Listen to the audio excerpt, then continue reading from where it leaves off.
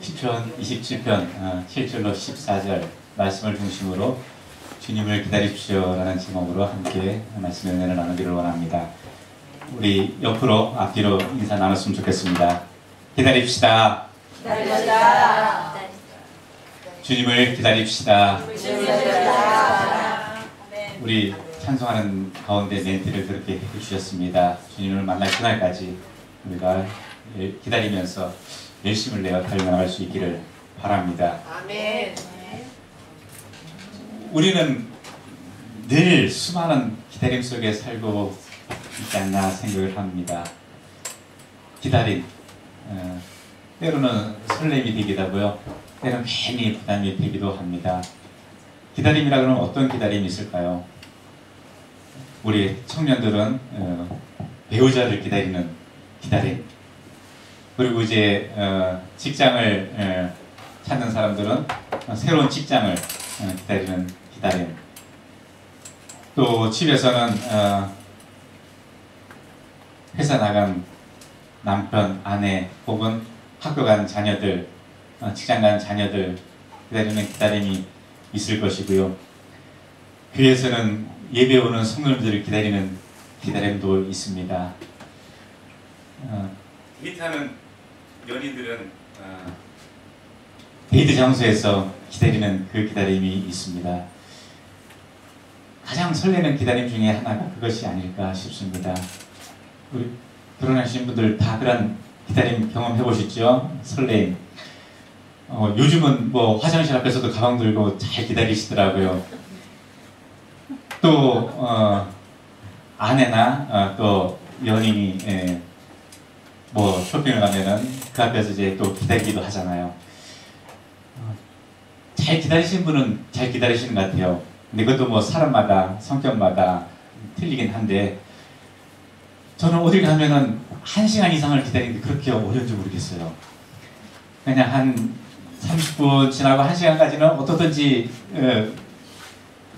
기다리겠는데, 이제 그 시간을 넘어가면은 이제 한편에 조금 부담감이 옵니다.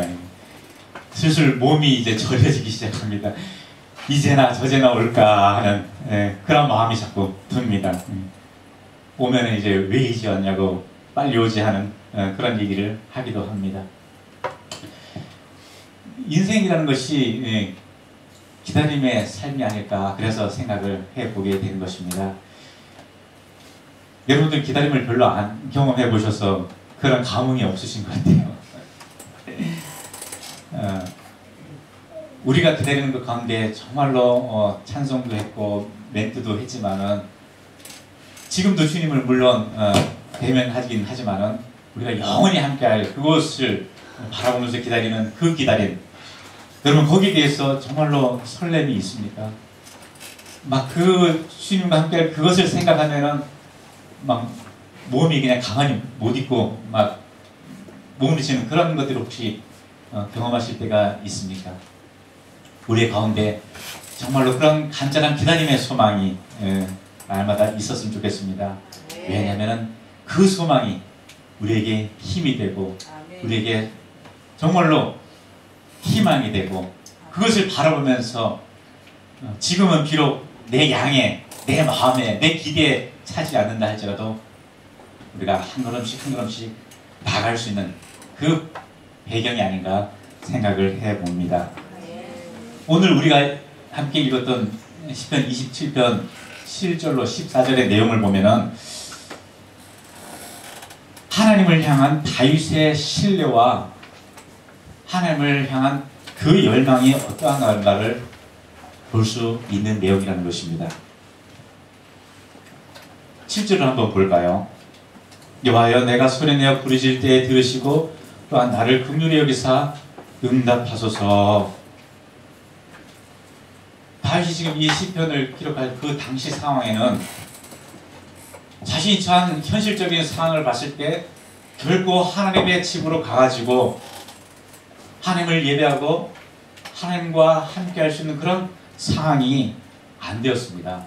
그럼에도 내가 부르짖을 때에 라고 고백하는 것은 그가 마음속으로만, 내 속에서만 하나님을 찾는 것이 아니라 정말로 간절함이 있어가지고 열심을 가지고 소리내어 부르짖고 있다라는 것입니다.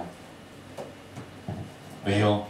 그럴 때 그 소리를 들으시고 응답해 주시는 하나님을 믿고 나아가면은 하나님께서 내가 가야 할 그 길을 보여주시고 찾을 수 있도록 해주신다는 것을 확신하고 있었기 때문이라는 것입니다.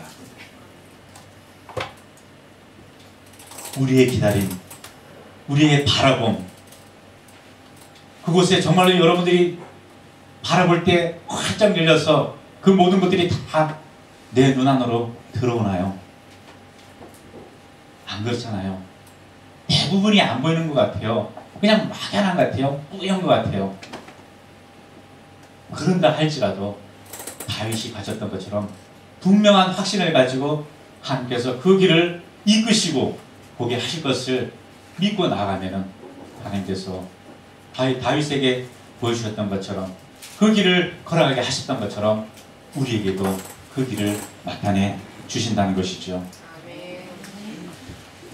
우리는 주님과 동행한다고 하면서 동행하는 중에도 그분이 더 이상 보이지 않는 것처럼 주님이 내 눈앞에는 더 이상 안 나타나는 것처럼 그리고 주님이 보여주시지 않는 것처럼 느껴지는 순간을 만나기도 할 것입니다. 그것이 주님이 우리 가운데 함께 안 하시기 때문에 그렇습니까? 주님이 우리에게 나타내 주시지 않고자 하는 그 마음이 있으셔서 그렇습니까? 그것은 우리가 그 주님을 바라보면서 하지 않았거나 옆에 계심에도 눈앞의 상황에 계시지 않는 것처럼 느끼기 때문이라는 것입니다. 그렇기 때문에 하나님이 부르신 그 부르심을 생각하면서 믿음의 기도로 그것을 굳게 붙잡고자 몸부림치는 것이 아닌가 생각이 되어집니다.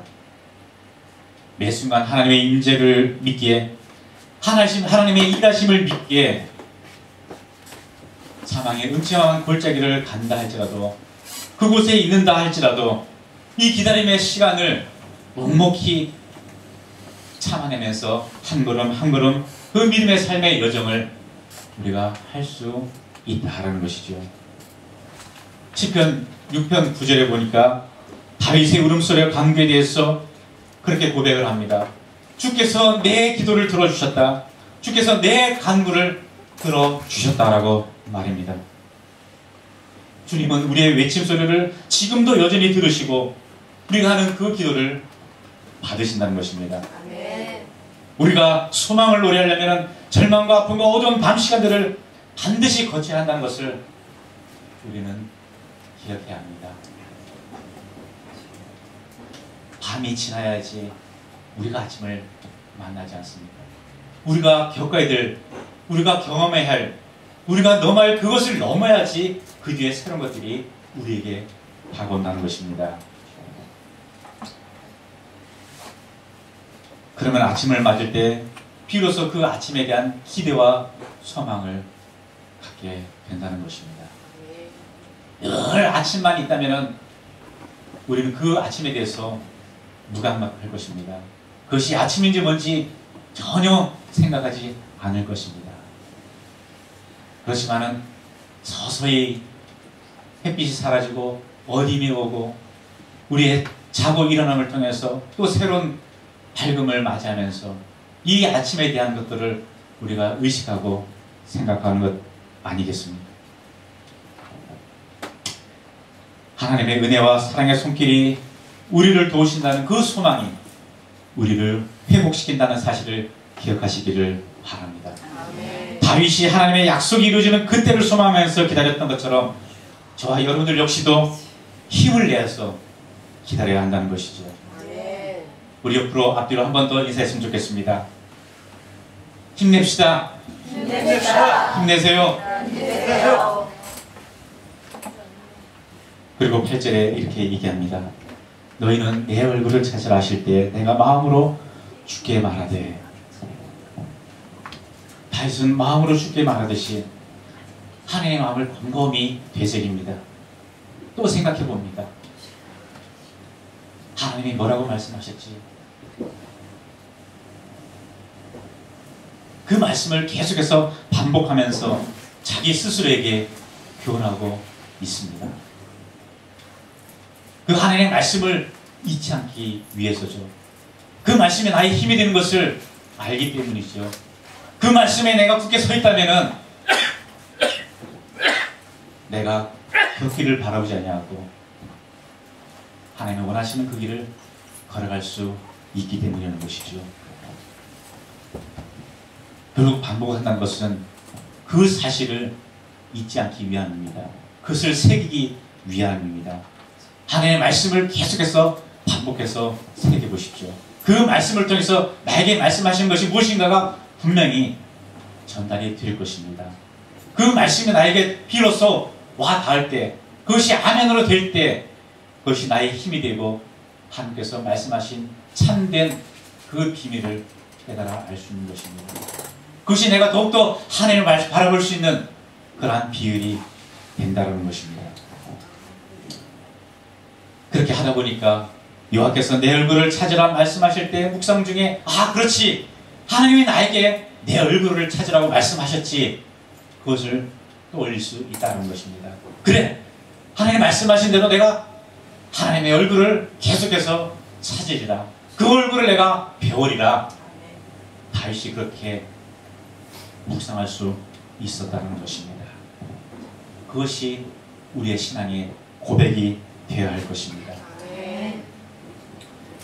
구절을 보면 다윗은 자신이 하나님의 노염을 받을 수 있는 존재라는 것을 인정하고 있습니다.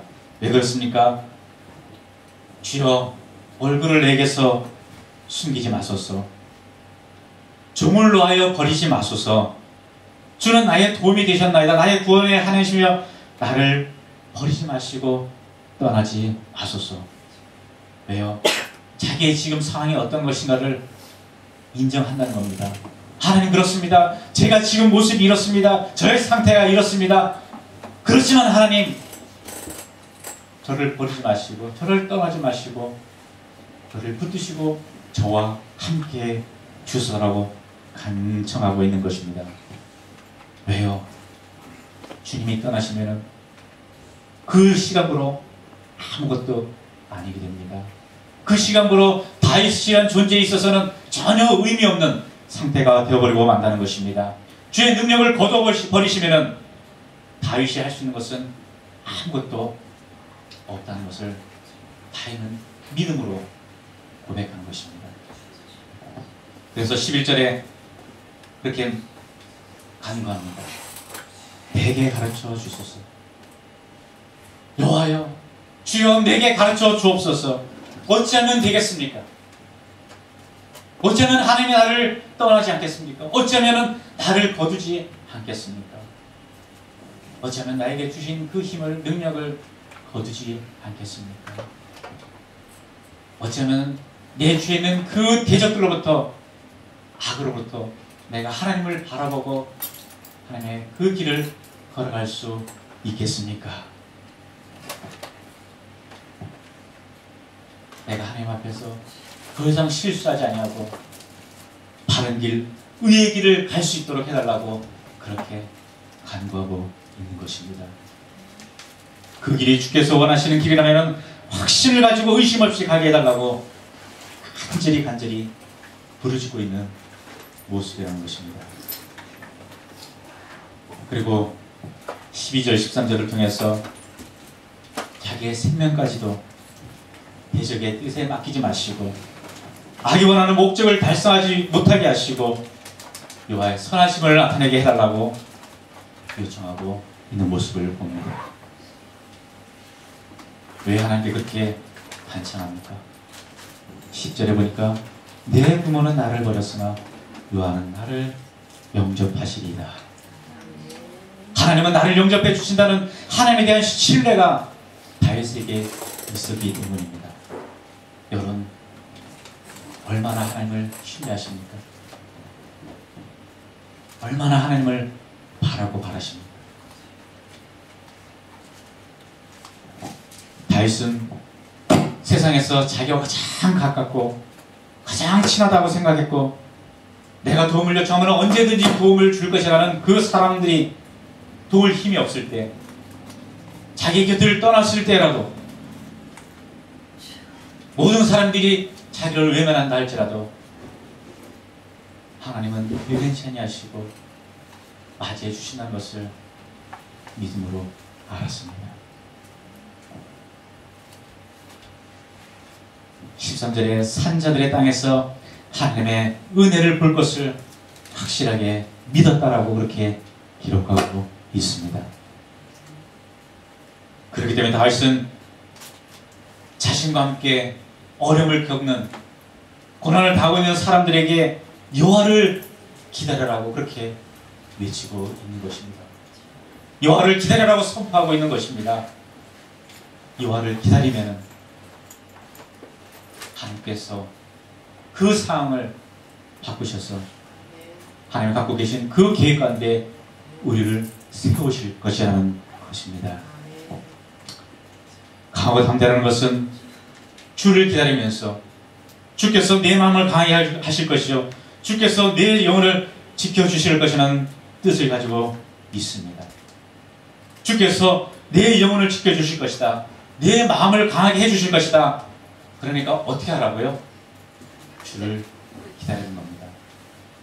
강하고 담대하게 있어 보라는 것입니다. 시편 121편 4절은 우리에게 이스라엘을 지키신 분은 어떤 분이시라고요? 졸지도 주무시지도 아니신다는 것을 일깨워주고 있습니다. 전능하신 주 하나님은 낮이든 밤이든 늘 깨어서 여러분들이 하는 기도를 여전히 듣고 계시다는 것입니다. 그러므로 강하게 해주시는 그 힘을 받고 믿음의 기도, 겸손함으로 주의 뜻을 받들고 그 주님을 바라보는 것이 우리의 자세라는 것입니다. 마음에 새겼으면 좋겠습니다. 너는 주님을 기다려라. 강하고 담대하게 주님을 기다려라. 너는 주님 곁에 머물라. 그 주님 곁에 서 있으라. 기도하겠습니다.